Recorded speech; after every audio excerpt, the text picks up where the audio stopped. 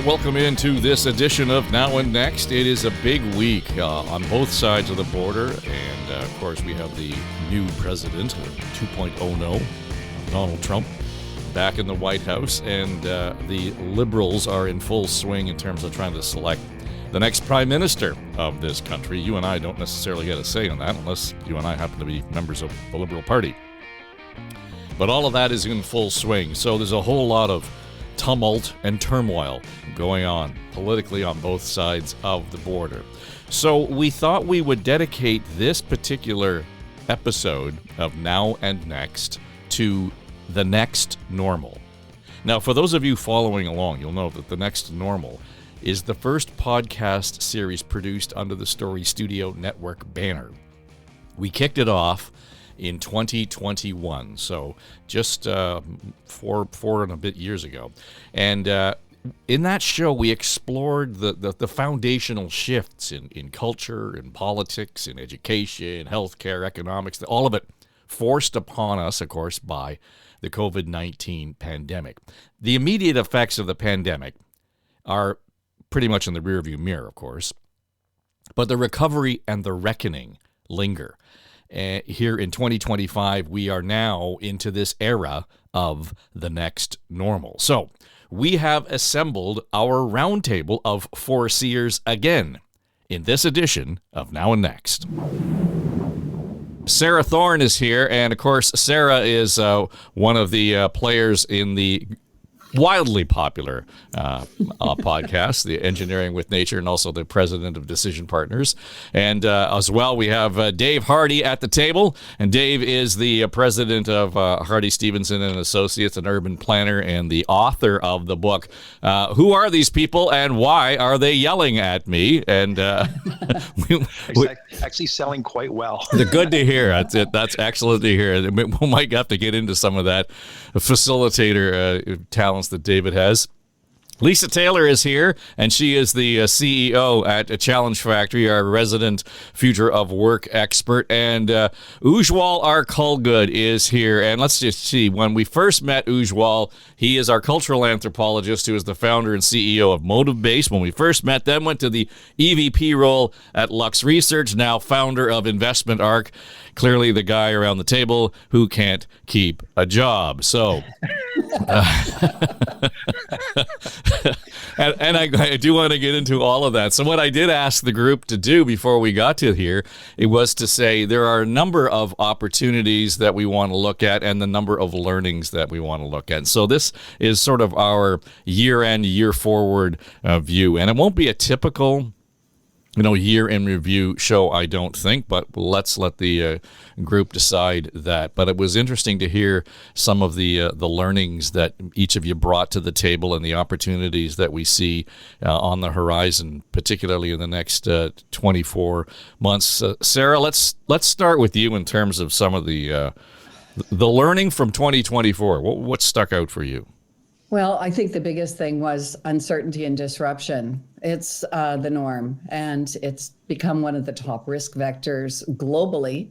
Now, what we saw in 2024, and certainly what we're seeing now at the beginning of 2025, is the world order is just changing so rapidly. The relationships that we've taken for granted are very uncertain. The norms around leadership behaviors, and God forbid what's appropriate, are seemingly gone. And civil society is facing just numerous challenges. So I think we're looking at a world where truth, honesty, and good government are being challenged daily. And now we have AI and free expression, as Jeff Zuckerberg calls it, becoming increasingly powerful. So I think the bottom line is we're facing a world that we've never known before. So I think we want to blame Mark Zuckerberg, not Jeff Zuckerberg. He had a lot more on his plate to begin with. Yes. But I hear you. CNN is probably going to take a whole lot of that grief as well in terms of the old job that he used to have. Exactly. Ujwal, where are you on the on the learnings of 2024? Well, 2024 has been an interesting year for me because, as you alluded to earlier, I exited my business and started an investment company mainly because, when we were running our startup, we struggled to get any kind of venture investment because we just didn't fit the typical venture capital Silicon Valley mold. And so I started a venture company entirely focused on supporting Canadian tech entrepreneurs that didn't fit that typical VC mold. And it's been a really profound learning experience. Probably the biggest thing I've taken away is just how deeply our own expectations shape not just our actions, but our very imagination of what's possible. Working closely with so many entrepreneurs, I'm witnessing again and again countless brilliant ideas, opportunities die before they've had a chance, not because of lack of market potential, but from just invisible boundaries that we place on ourselves. Part of them is, part of the sort of Canadian mindset.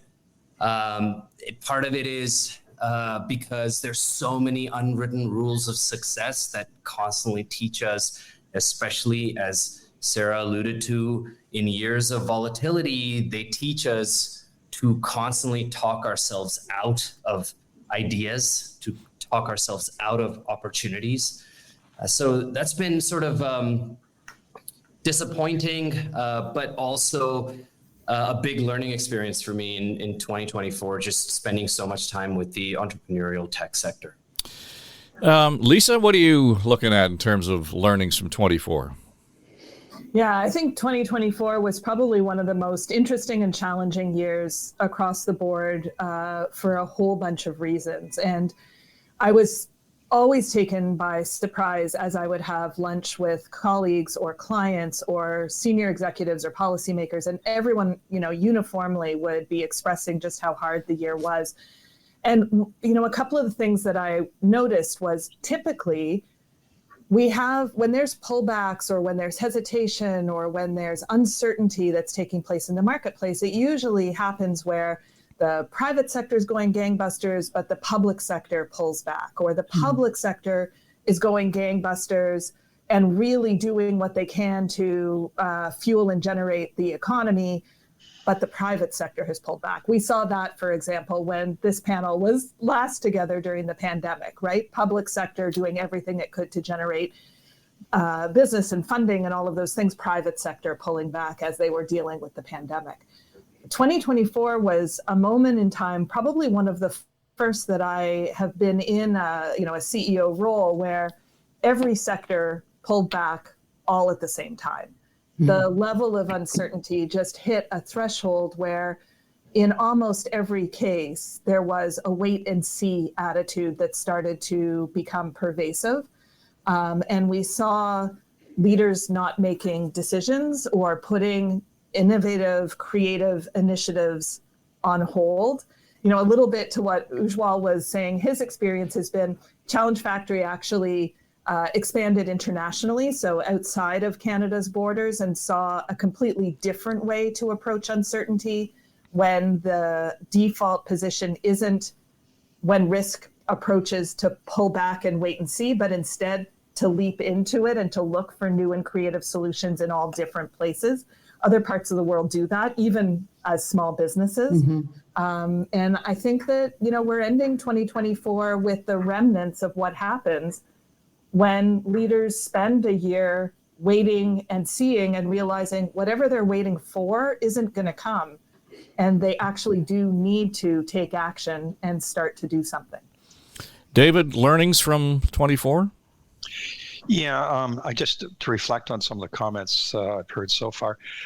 We're in I'm trying to wind my business down, and it's been difficult. We have always been in a sector that we've always made money and always been profitable because it's been infrastructure and energy and so on. And if infrastructure is or the economy's down, you put money into infrastructure. If the economy's up, you put money into infrastructure and energy. So we haven't had those cyclical issues as a business.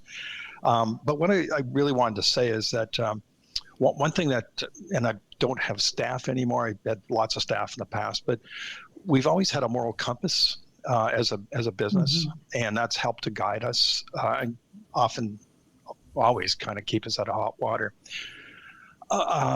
My moral compass is being challenged by not what's going on in the economy, but what I'm seeing around the world. And I hate to start with something a little bit negative, but I can't deal with the anti-Semitism and the excusing of anti-Semitism by organizations and institutions that I've always had respect for. And I think that's disturbing. I think we need to find a way to kind of deal with that much better than we're doing now. Again, as a company, moral grounding, moral compass has always been really important to us, telling the truth, being ethical, and all the rest. But when it comes to seeing some of the events going around the world, there's silence, and sometimes you have to say this is wrong, and we will always say it. So what's the learning in that then, Dave? In that realization? Well, I think somebody needs to kind of call into account our political leaders to start with. There's some horrendous things going on in Toronto, like shooting schools. Like, when is that something where you say tisk tisk? I hear our leaders saying, "Oh, this is wrong. It's immoral," and so on, but not. And this is what I'm going to do about it. Like, the mayor could say to the police, "Look, some people don't have rights, and sometimes you have to arrest and deal with these folks. Let the courts sort out whether you did the right thing." But I'm just appalled at some of the things that's allowed to occur, and it really comes down to leadership, and not only making the moral statement, but also saying, "And this is what we're going to do about it." And I don't see the second part. Yeah, and as I watch that unfold, and I will say, over the years, that whole conversation around what's gone on in the Middle East has never been an easy one to have out loud in the media, in public, among friends and family, and so on, for a lot of reasons. But to your point, Dave, I think the last 18 months certainly has punctuated the difficulty. And the learning for me is that we were never brave enough to say things out loud when we needed to say them. We were never courageous enough to address the, dare I say, the elephant in the room. To the point, and I'll admit guilt here, to the point where it created a chill, even in the media. I mean, even in the media, where we see this play out in the media all the time. The treatment of that particular issue that you address is so surface, it's so thin and broad in terms of the conversation, that there is no depth or understanding that comes with it. And I get to a point where I hesitate to talk about it because I can't have a mature, thoughtful, contextual conversation around it. And I think in the last year, Sarah, I learned that I don't know where I go with that conversation. I don't know how to focus that, because I know we have to. I know we need to address it. Dave's point around the moral compass is right, no matter what your background is or your approach or your experience in that particular situation might be. But at the risk of ignoring it, I don't know how we treat this properly. I totally agree. And you know what it makes me think of was the conversation we had with Catherine Hayhoe on the Engineering with Nature podcast. Catherine is an environmental climate scientist. She's an evangelist, and she's the chief scientist for the Nature Conservancy. And she talks about the head to heart to hand. And what I think it's such a powerful message for climate topics, but for social topics, for talking about all these differences that are dividing us. We have to engage our heads. We have to connect to the topic and the issue in order to engage our hearts and feel something, care something, as Dave says, have a moral compass in order to engage our hands to take action.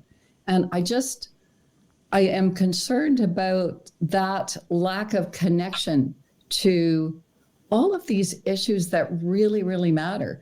The lack of disconnection, to Dave's point, to a moral compass that, we share.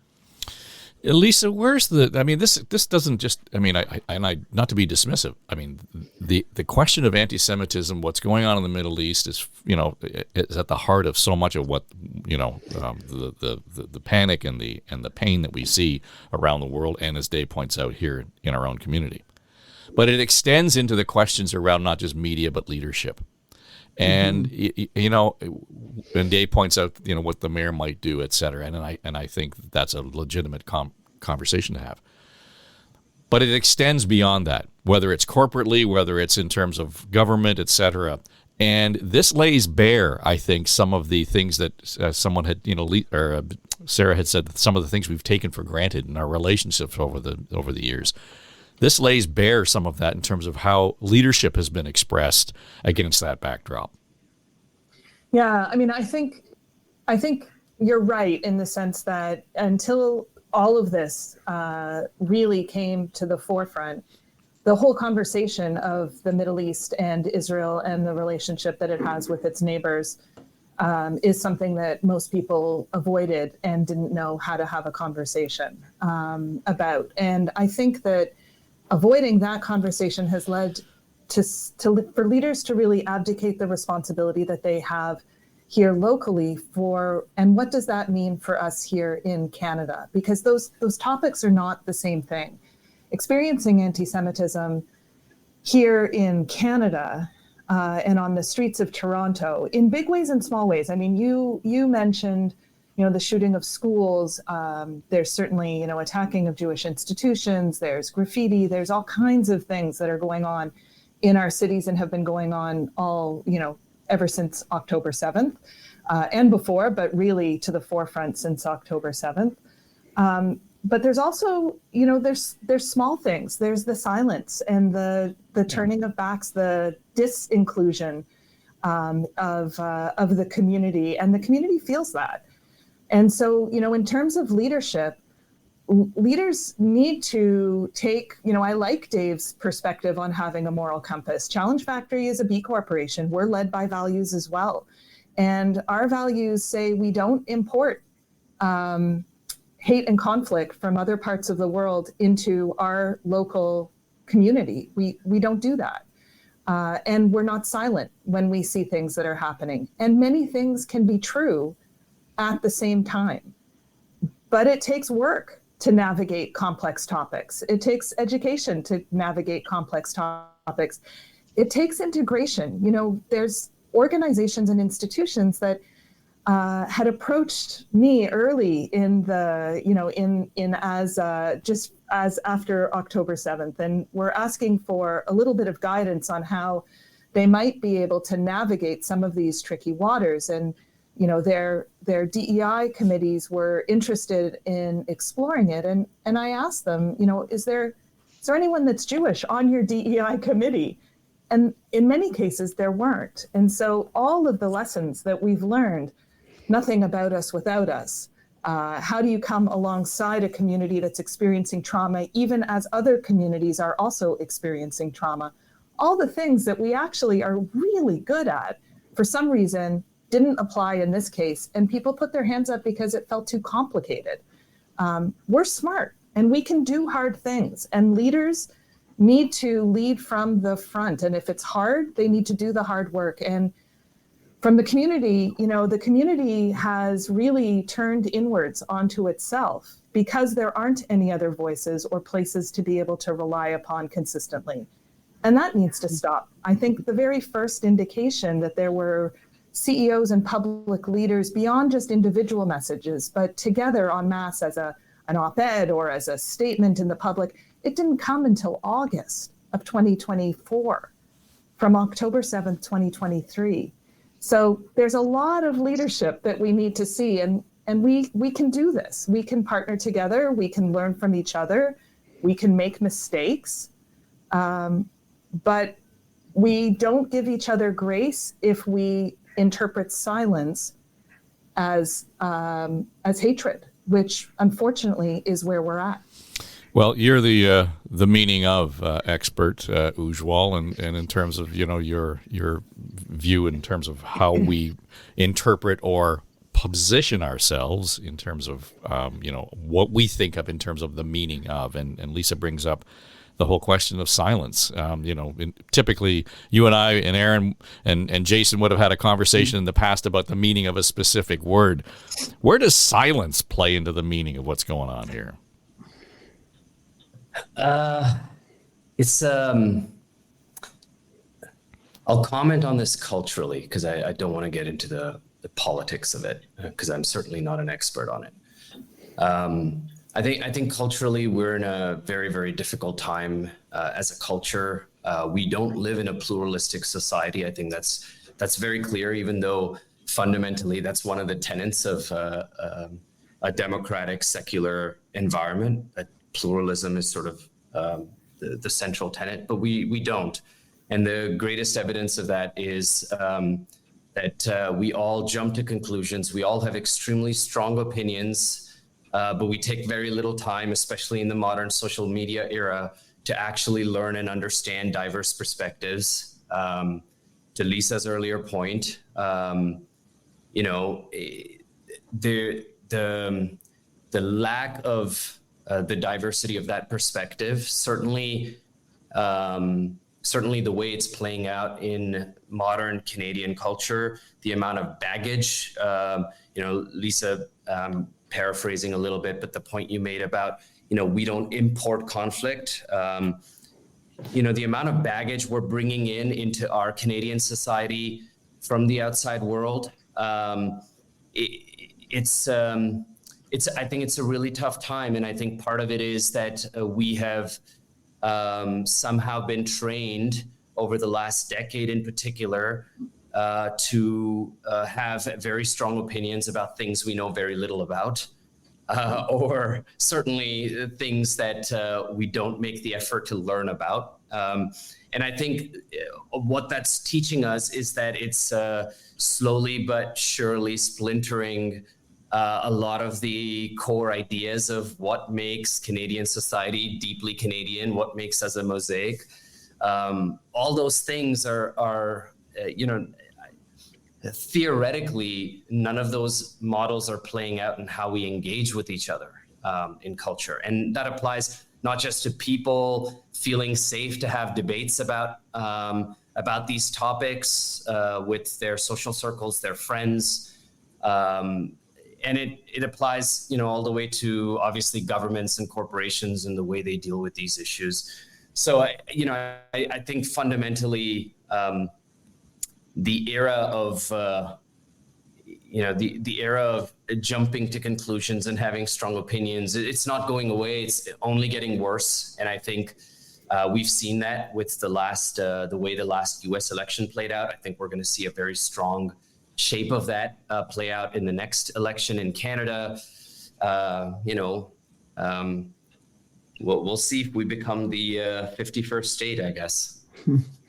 Well, as we've gone through some of the learnings here, though, Ujwal, they sound more like warnings. I mean, we've all kind of raised a flag around these things. Is that productive? Mm-hmm. Is that productive? Yeah. You ask?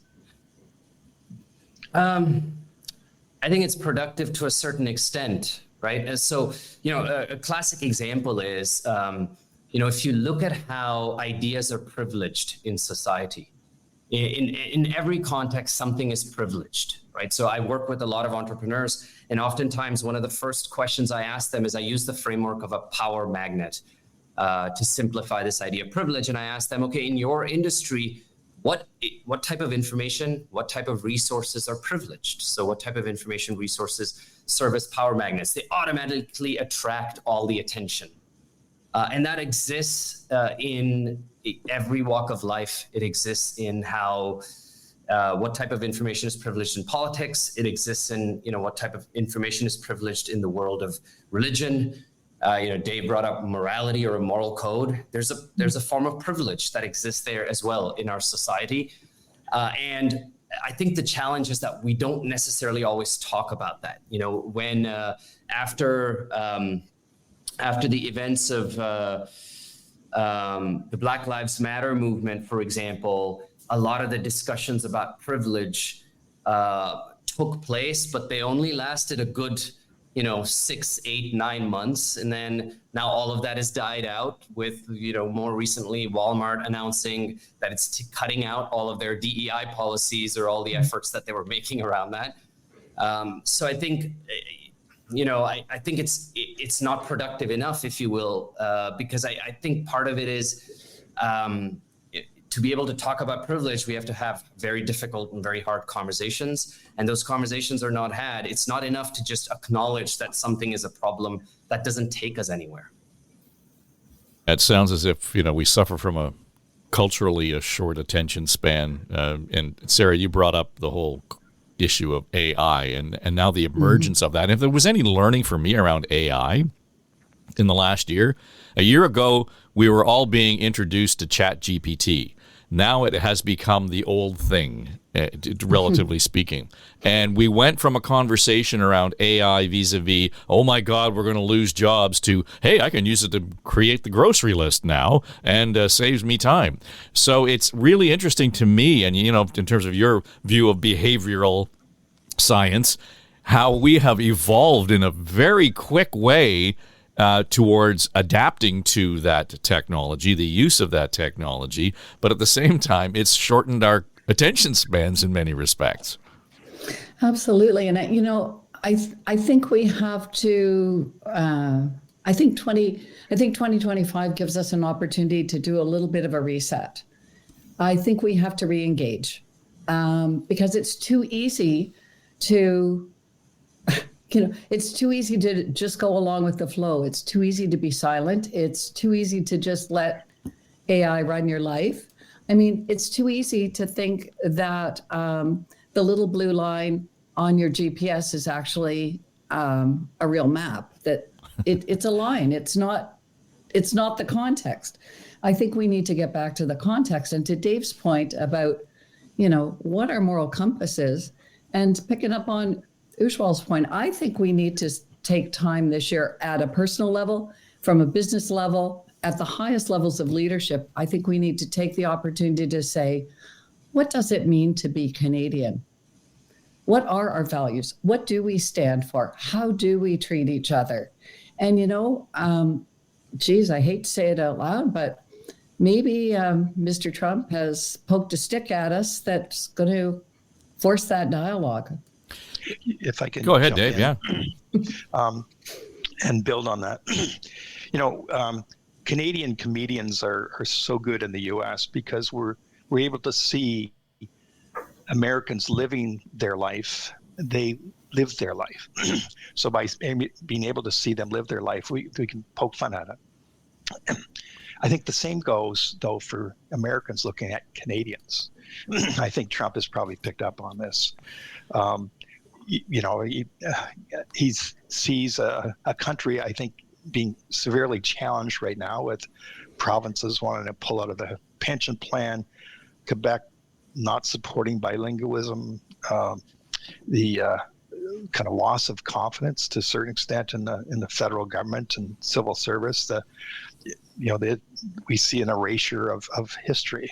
So it's, for American looking backwards into Canada, it says, hey, what's happening to Canada? And you see it on the global news as well, like world leaders saying, what's going on in Canada? What's happening there? And, I'm not a big fan of Trump, but I think he's probably saying, geez, I got an opportunity here with a country has tremendous resources and a lot to offer to the U.S. Again, other than, I don't see the benefit in Canada becoming a state, although it would eliminate those border lines, which I don't like. Well, Lisa, you were the one that brought up the whole do hard things, and maybe that's at the point of this conversation. And to what Dave was saying and Sarah brought up, what I have seen since, the whole question of tariffs was sort of dropped like an anvil on the desk for us, and that has shaped and changed our own perspective of what our opportunities are in this country as opposed to what the challenges are. I mean, we have to balance them off. But I've heard provinces talking to each other like they have never spoken to each other over the last 50 years in terms of, okay, we need to eliminate our own trade barriers, things like that. So, your idea of hope versus optimism. I mean, we've been very hopeful maybe over the last 50 years, but maybe it's time to turn to some realistic optimism here. Yeah, so actually, it's the other way around. So the whole definition of optimism versus hope actually comes from a Jewish scholar. It's been cribbed by Barack Obama and all kinds of leaders all around the world over the last couple of decades. But optimism is the easy part. It is easy to say that things will work out. That is an optimistic approach that, if we just believe it can be true, everything will work itself out. And to some extent, sunny ways is a bit of an optimistic message. There isn't really a whole lot of detail there. It's just it's a mindset. It's an approach to say that we're going to take an optimistic approach. And what I've really come to learn and appreciate over the last couple of years is where previously Challenge Factory and me as a leader and other leaders that I admire have been called optimistic, or that our materials, our thought leadership, the way that we talk about things is optimistic. We're actually not optimistic necessarily. I'm certainly not optimistic at this moment in time that if we just believe it's true, everything is going to work itself out. That's not where my mindset is. But I am hopeful. And hope is different than optimism. Hope takes courage. Hope takes action. It takes hard work. It is not surprising that when Kamala Harris was, launching her very fast campaign, it was hope that she was anchoring it on, not optimism, because hope means that if we work together, something good could happen. It's not a guarantee. Optimism is, a very passive guarantee that things will be better in the future. We just need to get there. Hope says we actually need to work together and work very hard. And by working together, we can make good things happen. And whether that's provinces working together, whether that's leaders standing up for values that matter, nothing gets better unless we work together to solve the hard things that are in front of us. And that, for me, is one of the biggest lessons that I'm taking out of 2024. And that's really shaping the way that we're working with clients. We want to be working based on hope, not based on simple optimism. Well, and I think the other side of that was we ended up with despair or fear as being the driving force behind what we end up with in Washington. Ujwal, you were going to jump in. Yeah, I just wanted to build on that. It's such an important point. Even in the entrepreneurial sector, I talked about some of my reflections from 2024. They certainly were not optimistic, certainly about the future. But one of the movements that's very interesting is this whole side hustle culture. And, we've seen our own little Canadian success story with Shopify. They're doing, really, really well, primarily driven by side hustle culture, with young people starting businesses, not necessarily giving up their day jobs, but starting businesses. And also not necessarily, and there's so much data, which is just so fascinating on this, not necessarily because they want to make more money, but because they want to find more meaning and more fulfillment in their lives. So starting businesses, doing really interesting things, not because they're necessarily optimistic, but they're hopeful that they can do something interesting, something different. And so as a result, you're seeing a lot of interesting businesses crop up from people that are generally or traditionally not in privileged positions. Going back to my previous point, and you'll see incredible stories. For example, this woman, Dominique Brown, that started Domo Inc., and she started it because when she moved into a house, she couldn't find representative art that represented Black culture. And so she started a small Etsy store, and that grew into this sort of big movement. I think she has a Shopify store. I mean, there's so many of these stories, but what's fascinating for me is that in moments of market turbulence and moments of cultural turbulence, I sort of use the term the 99% revolution, because I think what's interesting, where the opportunity really lies, at least for me in terms of my world, is with a lot of these 99% of businesses that don't typically fit the unicorn model, the typical VC model. These are not businesses that are going to be billion-dollar businesses, but rather these are businesses that people are starting because they have hope of a better life. They want to create something that's more fulfilling, that gives them more meaning, that gives them a sense of joy, gets their creative juices flowing, whatever it is. And suddenly there are these founders that are willing to navigate the space between their own authentic vision and the pressure that the external world places on them, and perhaps all the negative pressure that the external world places on them and asks them to stay in their lane. So I think that's where perhaps there's something quite fascinating and interesting, and it's naturally happening. And that's also where a lot of my interest and my energy is going with my investment firm as well, is trying to find these types of founders and these types of entrepreneurs, because there's so many of them brewing south of the border. And I think as Canadians, we tend to be a little bit behind the 8 ball with taking, so-called risks like these. And I think for me personally, there's a deep interest in wanting to see a lot of this development sort of accelerate, because we can sit around waiting for leadership to change and government to do blah, blah, blah. But ultimately, I think there's so much power in entrepreneurship and in small businesses. And so I think this is sort of where the hope angle for me really strikes a chord as well. So let me ask you this then, just before we move on, because I just kind of want to go back to the whole basic premise of this group. And we got together 5 years ago because we were facing the extraordinary historic effects of the pandemic. And the whole point of the next normal was that there was never going to be a new normal, which was an overused and misused phrase, because we have seen so many changes in the last 5 years. I just want to go around the table here and start with you, Ujwal, based on what you just said. Was COVID-19 the catalyst for what you just talked about? Did that light the fire in terms of saying, to hell with it, I'm not going to put up with status quo anymore. If I'm going to do this, I'm going to actually stand on my own hind legs and make something happen for the sake of my sense of purpose, my sense of meaning, my sense of whatever it might be. Foundationally, was that an accelerant? I think it was, but I think it was because it forced a lot of people to try new things because they had no other choice. And I think that's where it gets interesting. For example, my wife is a therapist. For the longest time, she told me, I will never do therapy digitally. I have to see the client in person. COVID-19 happens, and now she has a burgeoning private practice run over Zoom. So I think part of it is, COVID definitely was one of those moments where it forced everybody to sit back and try something different. Sometimes, we're all afraid of change. Sometimes we need a negative event in our lives, something that forces us to do something.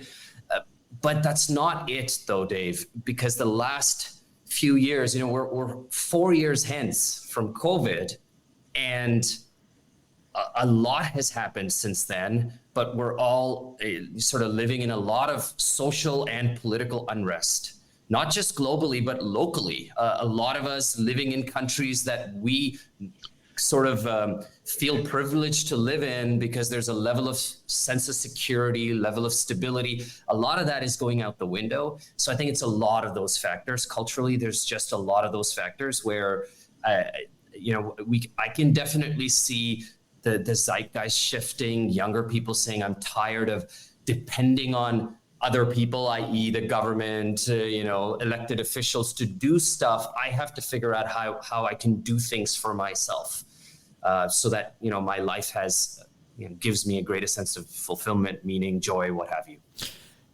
But Dave, isn't that part of the reckoning that, we anticipated coming out of COVID? Whether you look at COVID being sort of that 1 year period or, quite frankly, we're still feeling the effects of it in many respects.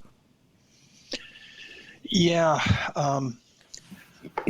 I guess I wonder how strong COVID was in terms of changing the way we live our lives, our behaviors.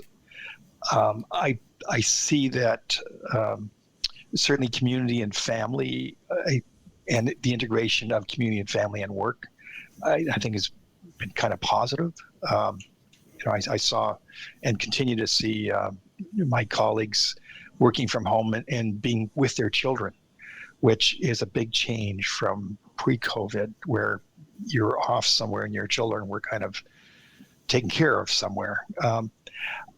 My concern is that we kind of forget easily, and we don't take advantage of opportunities that are made available. I did a bit of research and wrote part of an article on the fact that the heating and air conditioning industry actually has a device that you can put beside your home thermostat, and it tells you if you have a virus in your home.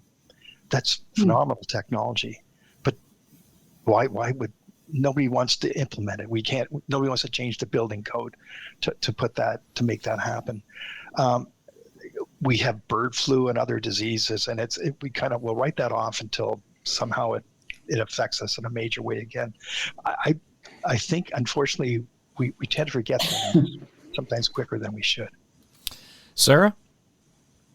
Well, it's interesting because here we are and we're still talking about COVID. I think COVID has affected everybody's life in very profound ways. And I think the research has not all been done yet in how profoundly it's affected us.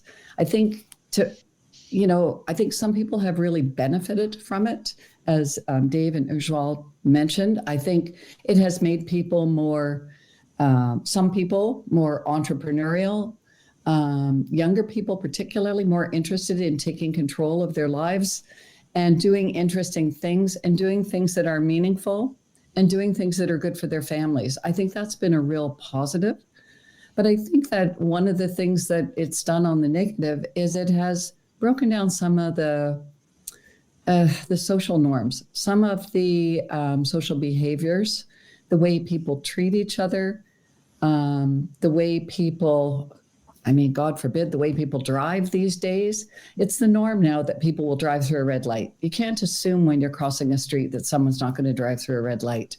And I think that normalizing bad or antisocial behaviors is something that has come and that really further separates us in communities and as societies. I think it's really sad that in a coffee shop or in a Starbucks, there's a sign that says, please treat our servers with respect. Imagine having to do that. So I think there's been some really positive things from COVID, but I think we're still seeing the repercussions play out 5 years later. Yeah, at least at the risk of cheering for COVID. And to Sarah's point, my big outing is to take the garbage to the curb these days. Otherwise, I'm sitting in a windowless studio for the most part.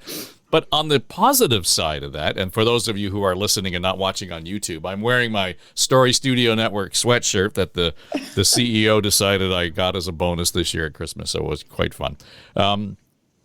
But you and I have talked about this before, Lisa, in the context of the future of work.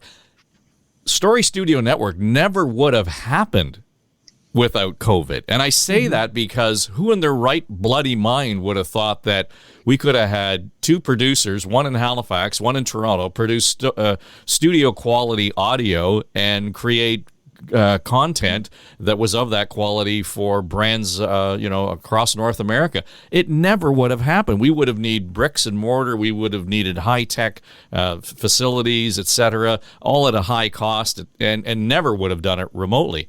This has really accelerated, in many respects, a lot of that technology and a lot of that opportunity. Yeah, I want to wrap a few of the threads that have come out of the roundtable we just did on COVID all together. And, I'll start with you calling it an accelerant. I think it's an accelerant and a way that focus has been put on it. But I've also been digging into research over the last couple of weeks and months, and certainly over the winter break. You get an insight into what I find fun because I was reading through research as I was on a beach with my family. And what I really found fascinating is research from a number of different places, but especially from an American researcher named Jean Twenge, who used AI to crunch large data sets in ways that we never have been able to before. And so she's taken massive amounts of population-related data, everything from how people feel and happiness to actual demographic change to all kinds of different dimensions of the census from the 1800s forward. And what's fascinating about when we use technology in this way to make us better, to give us better analysis and better tools, is that a lot of the things that we are saying are the result of COVID actually started far before. So the rise in mental health issues and concerns for very specific and very general reasons, that is not something that started with COVID. The rise of individualism and a focus on, I'm going to look after myself and let go of some of the collectivist or more participatory activities that we do, that's tracked through the data to the introduction of television with the boomers. Mm-hmm. There is a thread between how technology has actually shaped our sense of society, collectivism. What do we owe to each other? What relationships are we in? How large are our circles? And how do we then look out for ourselves? That leads to some of the things that Ujwal was saying about the opportunity now that new generations have for these side hustles and in being able to be creative. And it's done in a way, it's not positive or negative, but the data is informative so that we don't just default to what seems surface, going back to the discussions that we were having about having hard conversations about hard things sometimes means we need to do some learning and realizing it's not COVID that has put us onto this path. We were already on this path, and we can see it if we look back on these large data sets to be able to see what actually is influencing our society. And then we can start to take a look to say, okay, so if since the time that boomers were becoming teenagers, we started to see a rise in individualism and an impact that technology was having, how does then that inform our moral compass? And how do we start to address some of the issues that address the slide that we're on into significant individualistic approaches if we want, to Sarah's point, to be in a Canada that is defined more collectively. But the data, it's got to start with the data, and it's got to start with us really understanding what actually is happening. How does that play out in our workplaces? What's happening to our workforces? And then what do we want to do about it? So I want to just pick up on one point there on that, and then I want to go around the table just before we finish and kind of get a sense from each of you as to what is it that we should be looking forward to in a positive way, because I think, the risk of all of this is, as I said, if the learnings all sound like dire warnings, then we kind of have a cloud over us, and I'm not sure that that's where we want to go. But to your point, Lisa, yes, I agree. But, when this boomer was a teenager, we were moving from slide rules to calculators. Texas Instrument was a big deal. The speed at which the change is happening, technologically, culturally, all of these things politically, for example, I don't want to necessarily get into this right now, but is the world not already at war? I mean, in terms of, are we into the Third World War? The things have happened so quickly out of our vision, out of our peripheral vision. And I think there is the challenge, is not so much as to where this started or how, where we're going to go with it, but it's keeping up with the pace. The data that you cite, I bet a lot of it was just collected in the last 5 years in terms of the real essence of this is where it's going, and exponentially it grows.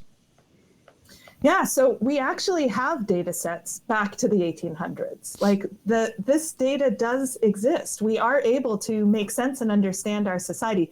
Not everyone. I mean, I love the idea of digging into 500 pages of data and research and making sense of it.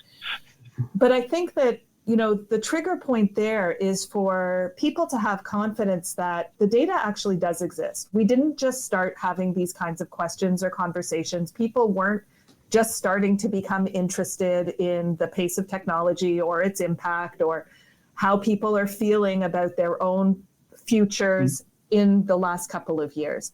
This has been tracked for a really long time. And so if you are in a position where you're looking at your own future, or if you're leading, especially if you're leading an institution like higher education institutions or large corporations, making sure that you're not doing the top of the wave, what's the trend right now, but you're actually using the data that we now have access to. AI has given us an ability to base things on data in ways that we have never been able to do before. So let's use these tools and opportunities that we have to make better decisions than we could have before, so that we can be shaping a better future. As I said, while I may not necessarily be optimistic, I am incredibly hopeful about where we are going, and that we have the capacity to do the hard things that we need to be doing, including within Canada, to reconcile the fact that, to Ujwal's point, we're a small business economy. If every single thing that is set up about our economy relies on the major corporations succeeding on big global deals, we're going to have a problem, because our small businesses are not set up to be able to access those types of programs. And I think one of the reckonings that has taken place over the last couple of years is a reckoning of, what does it actually mean to be a small business economy? And then what policies, what new innovative opportunities, what investment funds like Ujwal's, how do we start to take the steps forward to realize, oh wait, we're not the US, we're Canada. And Canada is driven community by community. We have certain ways of working together, and our business environment is a small business environment. How do we empower that? And I think that's one of the really great challenges that needs to be worked out holistically. Government, policymakers, the big corporations that drive the supply chains, that use the small businesses, but the small businesses themselves to stand in their own shoes and to have pride and say, you know what? I'm not just a side player or a side hustle, although my business may be a side hustle within an economy. I am actually the driver of the Canadian economy. And how can I partner and work together and think bigger than maybe I initially thought when I launched my Etsy shop or my Shopify business, to actually transform the world the way that I want to see it change? Not to at all diminish anything that you said. I just want to find the right music score to go behind what you just said, just so that amplifies that. So, but on that whole trajectory of hope, Lisa, Dave, what do you think? What should we be looking forward to for 25 positively? I'm very positive about 25 and beyond. I must say that I'm so heartened to hear that I have another colleague that likes reading reports. I spend my Sunday afternoons reading. And it's a whole new mechanism for a whole new resort here. Just sit on the beach and read geeky reports. Is that the idea? Reports, yeah, and commission documents and all the rest. It's really interesting because, I'm also an expert witness. I've been, in front of a court 26 times. And, when you're under cross-examination, you really have to make sure you do have your facts straight. So reading reports to me is quite important, but it has a benefit to a certain extent where I golf with a bunch of folks over at Flemington who pick up little snippets of something on TV, and then that becomes the reality. And instead I would read the report, and I call these folks my Lee side lefties. And I said, have you bothered to read the report upon which this is being reported? Anyways, in terms of positive, the Canadians are really good around the world, and not necessarily government, but individual Canadians. I remember hearing a speech with Stephen Lewis once, and he just praised the ability of Canadians to go around the world and help advance civil society, social development in these countries, and so on. I think now that we have AI and other kind of, we've invented fire again, we've invented the wheel again with AI. I think there's huge potential to be working around the world. We work around the world now, but to use that and help these countries that are truly moving forward now. I said Gates and Bezos are pointing to the fact that the indicators of social development are actually very good, and we can make it much better. So I'm really very positive. Sarah, where are you sit on this? Well, at the beginning of the year, at the beginning of the new year, the first words that came into my head were brace. We're in for turbulence. And I was going to put my head between my knees, but then I realized I wasn't on an airplane. I think that the beginning of the year has given us a kickstart as Canadians. I think that we have an opportunity to look at who we are, what we stand for, what we are more than what we're not, and to redefine ourselves and our values and what we can do both locally at the community level and nationally, but also to Dave's point, how we can use all these wonderful tools to really make a difference at the international level as well. So I'm cautiously hopeful. And I think that the key for me is really trying to find a way to engage and empower people to take action at whatever level they can to make a difference. Do something that makes you feel good. Make a difference. I want to point out, just for the sake of the calendar, Ujwal, and in terms of setting the tone for 2025, New Year's Day was a Wednesday. So the first 3 days were WTF, Wednesday, Thursday, Friday. So for me, I don't know if that was a warning or not, or maybe we're past it because we're well into the new year as we speak. But I think the level of hopefulness and the level of courage required to move through some of the challenges we face is not going to be necessarily easy, but there are opportunities in all of that. Mm-hmm. Yeah, absolutely. And, I just want to build on the point that Lisa was making earlier. I've personally been really inspired by a lot of the stories of, emerging entrepreneurs that are transforming how they think about success itself. We're starting to throw out the old model, certainly the old Silicon Valley model of success. We're starting to realize, to the point Lisa was making, we're starting to realize that there's nothing wrong in having a small business that is actually sustainable. It has a huge impact on wealth creation, on job creation, on skill development. It is the bread and butter of any society, not just Canadian society. And we've seen many examples of this, especially in Scandinavian societies, of how important the small business sector is, especially, given the fantastic educational institutions we have in Canada.